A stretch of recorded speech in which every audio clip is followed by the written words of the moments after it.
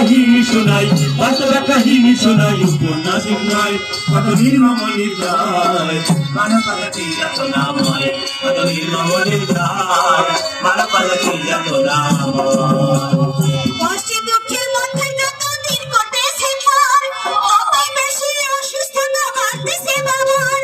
খেয়ে না খেয়ে দিনকে পার করছে তারা, তার চেয়ে বেশি কষ্ট দেয় পাড়া প্রতিবেশীরা। রাহেলাকে নিয়ে আজে বাজে কথা কয়, মরার উপর খাড়ের ঘাস সহ্য নাহি হয়। উৎসাহ কলমকে আত্মহত্যা করতে যেও ফিরে আসে মা বাবা আর ভাই বোনের মুখ চেয়ে। এই অবস্থায় গ্রামের একদিন জঙ্গি চালিয়ে এসে আবেগ নিয়ে দাঁড়ায় একদিন রাহেলার পাশে। তোমাদের পরিবারের অবস্থা চিন্তা করেন, একটি চাকরির জোগাড় করছি গার্মেন্টস এর ভিতরে। থাকা খাওয়া ফ্রি এবং ভালো বেতন পাবে। রাজি থাকলে এই সুযোগটাই অনেক মঙ্গল হবে।